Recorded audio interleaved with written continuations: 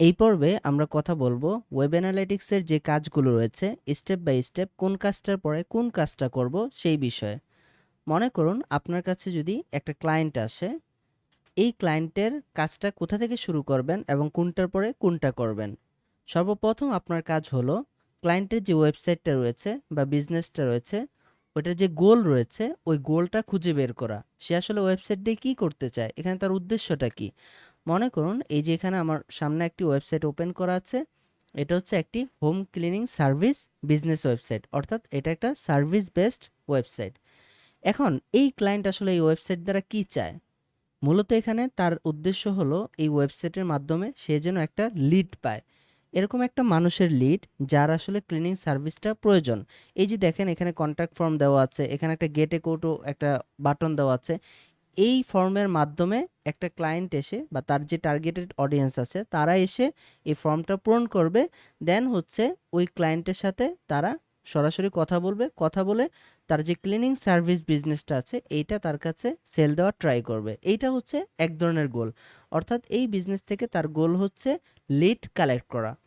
এখানে দেখেন আরও একটি ওয়েবসাইট ওপেন আছে, এটা হচ্ছে daraj.com.bd। এটা একটা ই কমার্স ওয়েবসাইট। তারা কি করে, তারা হচ্ছে বিভিন্ন ধরনের প্রোডাক্ট সেল দেয়। তাহলে এই ওয়েবসাইট থেকে বা একটা ই কমার্স ওয়েবসাইট থেকে উদ্দেশ্য কি থাকে, উদ্দেশ্য হলো তার যে প্রোডাক্টগুলো রয়েছে এগুলো সেল দেওয়া, অর্থাৎ তার গোল হচ্ছে সেল জেনারেট করা। এখানে আরও একটি ওয়েবসাইট ওপেন আছে, সেটা হচ্ছে ট্রিপ অ্যাডভাইসর। এই ওয়েবসাইটটি বা এই বিজনেসটি তারা মূলত ট্রাভেল বা ট্যুর এইগুলো নিয়ে কাজ করে। তো তাদের এখানে ফর্ম আছে, ব্লগ আছে, আবার এখানে রেস্টুরেন্ট আছে, তাদের এখান থেকে হোটেল বুক করা যায়, আবার এখান থেকে ফ্লাইট বুক করা যায়।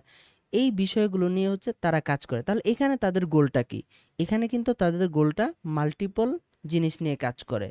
যেমন ফোরাম বা ব্লগ থেকে তারা চায় কি, তার এখানে যেন ভিজিটর আসে, ট্রাফিক আসে, তাই না?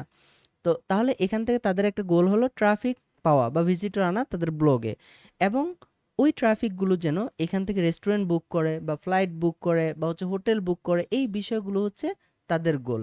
তাহলে একটা ওয়েবসাইট মাল্টিপল গোল নিয়েও কাজ করতে পারে এবং একটা গোল নিয়েও কাজ করতে পারে।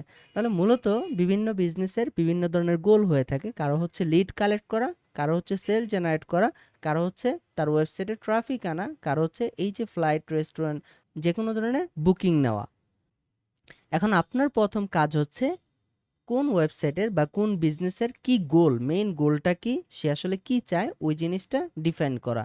দেন হচ্ছে পরবর্তী স্টেপ, হ্যাঁ আমরা তো গোল ডিফাইন করে ফেললাম যে এটা হচ্ছে আমার সেল জেনারেট করা বা আমার হচ্ছে লিড কালেক্ট করা আমার গোল। এখন আমাদের সেকেন্ড স্টেপ হচ্ছে set up collection with analytics tools.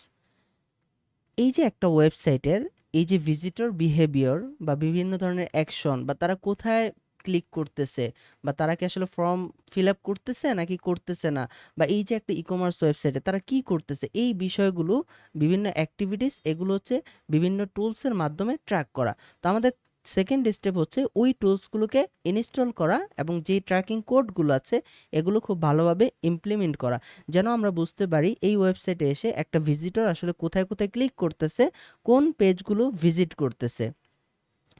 এরপরে স্টেপ হচ্ছে এই যে আমরা কিছু ডাটা কালেক্ট করলাম অ্যানালাইটিক টুলসের মাধ্যমে, ওই ডাটাগুলোকে প্রসেস করা এবং একটা সুন্দর একটা ফরম্যাটে রেডি করা। এরপরের স্টেপ হলো ওই ডাটাগুলোকে অ্যানালাইসিস করা এবং অ্যানালাইসিস করে একটা রিপোর্ট তৈরি করা যে হ্যাঁ এই ওয়েবসাইটটার এই প্রোডাক্টটা 100 জন মানুষ ভিজিট করছে, কিন্তু 5 জন মানুষ পারচেস করছে বা 2 জন মানুষ পারচেস করছে বা কেউই পারচেস করতে পারে নাই, এরকম একটা রিপোর্ট তৈরি করা, তাই না? বা এই যে একটা প্রোডাক্ট, এই প্রোডাক্টটা 100 জন মানুষ ভিজিট করেছে, 10 জন মানুষ অ্যাড টু কার্ট করেছে, 5 জন মানুষ চেক আউট করেছে, 2 জন মানুষ পারচেস করেছে। এখন এখানে দেখেন কিছু মানুষ পারচেস করে নাই বা হচ্ছে কিছু মানুষ এখানে এসেই চলে গেছে বা বাউন্স রেট হয়ে গেছে, এই বিষয়গুলো সুন্দর একটা রিপোর্ট তৈরি করা। এর পরের স্টেপ হলো এখন এই যে আমরা একটা যে রিপোর্ট পাইলাম আমাদের যে ভিজিটর আছে তাদের অ্যাক্টিভিটিগুলো নিয়ে, এই রিপোর্টের উপর ডিপেন্ড করে বা এই যে একটা ডাটা পাইলাম এই ডাটার উপর ডিপেন্ড করে আমাদেরকে একটা স্ট্র্যাটেজি ডেভেলপ করতে হবে যে আমরা কি করব। যে আমরা দেখব যে এই যে এই প্রোডাক্টটা 100 জন মানুষ ভিজিট করলো, 2 জন পারচেস করলো, বাকিরা পারচেস না করে চলে আসলো, কিছু মানুষ চেক আউট পেজ পর্যন্ত গিয়েছে, কিছু মানুষ অ্যাড টু কার্ট পর্যন্ত করেই চলে আসছে।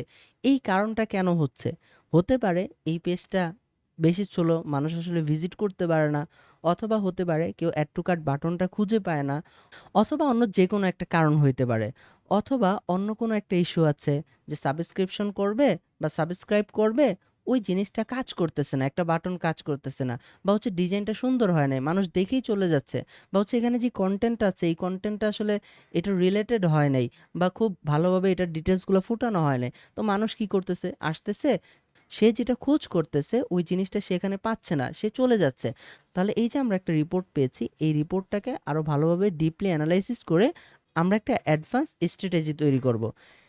এর পরের স্টেপ হলো, এই যে আমরা একটা স্ট্র্যাটেজি তৈরি করলাম, এই স্ট্র্যাটেজিটা আমরা এক্সপেরিমেন্ট করব এবং মাল্টিপল টাইম টেস্টিং করব। করার পরে এখান থেকে কিন্তু আমরা বুঝতে পারবো যে হ্যাঁ, আমাদের এই ইস্যুগুলো সলভ হয়ে গেছে, আর এই ইস্যুগুলো আরও ইমপ্রুভ হয়েছে, আবার কিছু ইস্যু আছে আমাদের যেগুলো আসলে সলভ হয় নাই। তো এইভাবে আমরা আবার অ্যানালাইসিস করব, দেন হচ্ছে আবার স্ট্র্যাটেজি চেঞ্জ করব, দেন আবার এক্সপেরিমেন্ট করব। এই বিষয়গুলা মনিটরিং অ্যান্ড মডিফিকেশন এগুলো আমাদের চলতেই থাকবে। তো আশা করি আপনারা এতটুকু বুঝতে পেরেছেন যে একটা ওয়েব অ্যানালিটিক্সের ক্লায়েন্ট আমাদের কাছে আসলে কোথা থেকে তার কাজটা শুরু করবেন এবং স্টেপ বাই স্টেপ কোন কাজগুলো করবেন।